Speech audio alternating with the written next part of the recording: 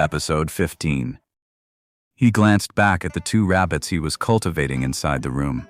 Their energetic, hopping forms only deepened Han Li's frustration. Ever since the two rabbits ate the food laced with medicine, not only were they fine, they seemed even more energetic than before. For over 10 days, Han Li observed them closely each day. He confirmed the rabbits showed no signs of poisoning. In fact, nourished by the muscle and bone-strengthening medicine, they had grown even more robust. This positive outcome, however, didn't bring Han Li any joy. Instead, it left him feeling anxious and conflicted. For him, whether the bottle could sprout green leaves again had become the key to all these questions. And this wretched, lingering weather kept the answer just out of reach. How could Han Li not be utterly exasperated? Just when Han Li thought this dreary, rainy weather would drag on forever, the sun finally broke through, hanging in the sky.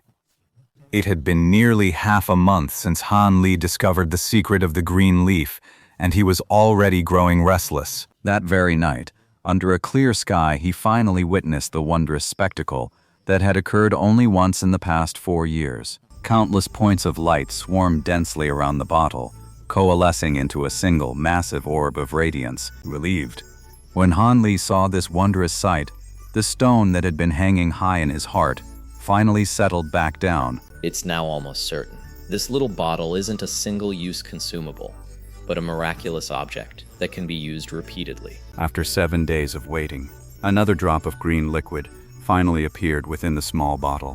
When Han Li saw the green leaf appear inside the bottle, he was just as elated, even though he'd been almost certain it would happen. This means I'll have a steady supply of rare herbs from now on.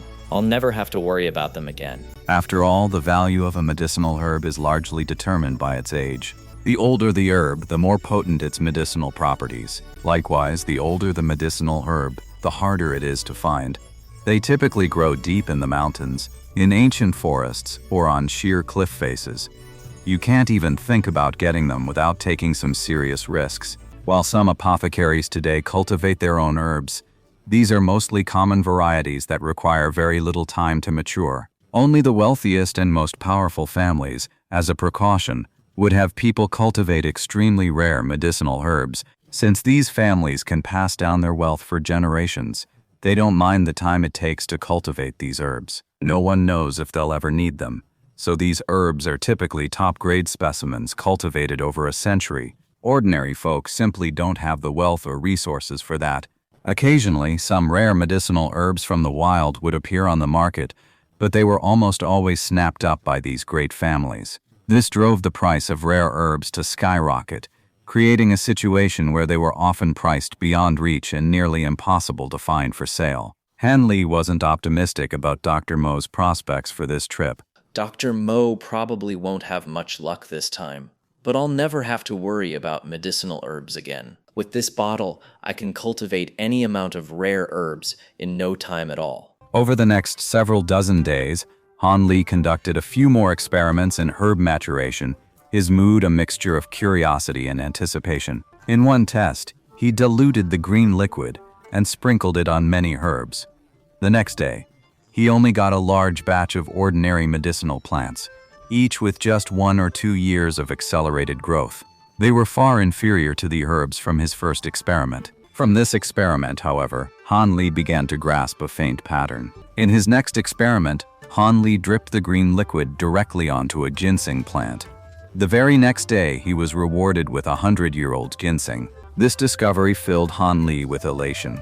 It wasn't just about obtaining a rare herb, but because he had finally grasped the basic method for using the green liquid. Finally, Han Li conducted several more preservation experiments. He placed the freshly extracted green liquid into all sorts of containers: porcelain bottles, jade vials, gourds, silver flasks, and more.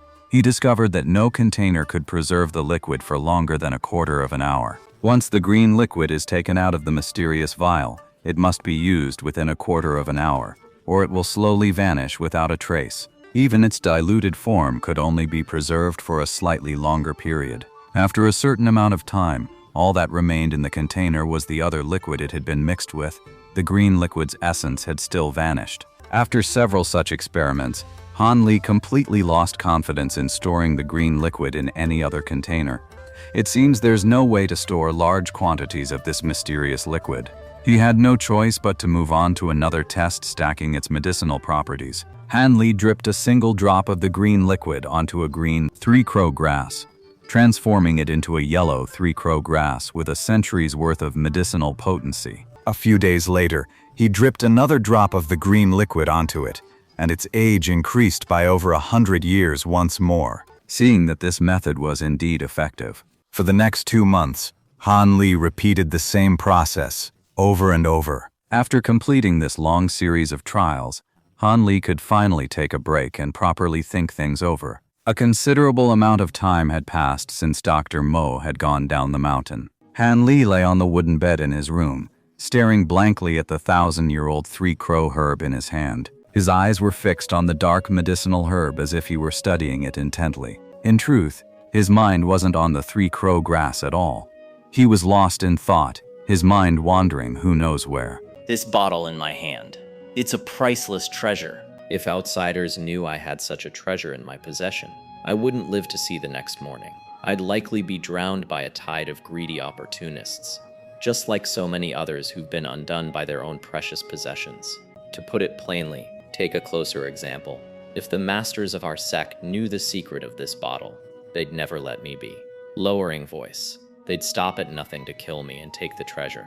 The secret of this bottle must never be told to anyone, and even on the mountain, you must use it with the utmost care. The bottle's light-absorbing process is far too conspicuous. A single slip-up, and its secret would be exposed. But right now, I'm in desperate need of herbs for cultivation. It's a shame not to use this bottle. I still need to find a way to have the best of both worlds. He thought of his stagnant cultivation progress and felt a pang of dejection. Regardless, he couldn't afford to delay his progress with the cultivation mantra. He had a growing suspicion that the unusual changes he'd undergone in recent years were inextricably linked to his practice of this nameless mantra. Han Li estimated when Dr. Mo would return to the mountain.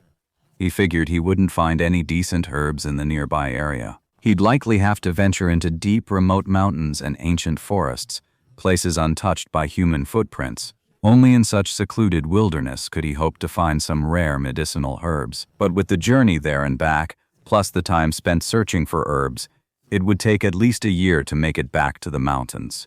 Nearly half a year had passed since Dr. Mo left the mountain. He was likely to return to the Seven Mystery Sect in another 6 or 7 months. In the days before his return, Han Li had to cultivate as many useful medicinal herbs as possible. He needed a plan to gather ingredients according to the few rare formulas he knew. He couldn't afford to waste a single leaf. Back when Han Li was studying medicine under Dr. Mo, he had been deeply fascinated by these rare formulas. He never dared hope he could actually brew such priceless medicines.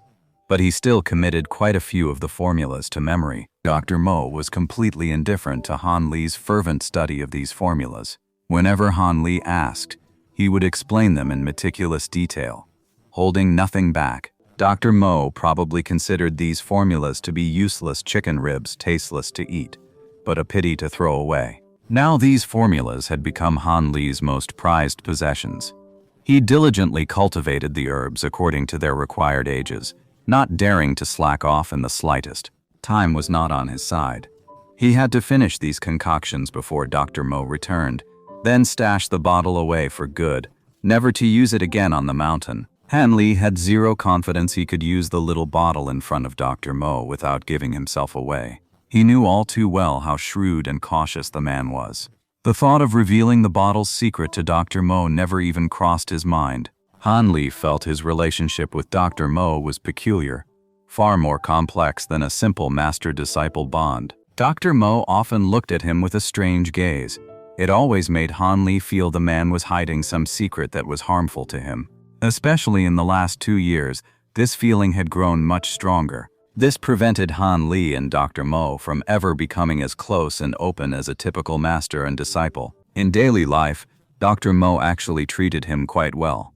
There was no physical abuse or harsh scolding. When it came to cultivation techniques, he spared no effort in creating the best possible conditions for him. But a barrier always seemed to stand between master and disciple, an awkward tension forever hanging in the air. Dr. Mo was clearly aware of this rift, yet he made no effort to mend the bond between master and disciple. He simply carried on as usual, relentlessly pushing Han Li to accelerate his cultivation of the incantation. However, when he looked at Han Li, that strange, peculiar glint in his eyes seemed to fade, and for a long time it didn't appear again.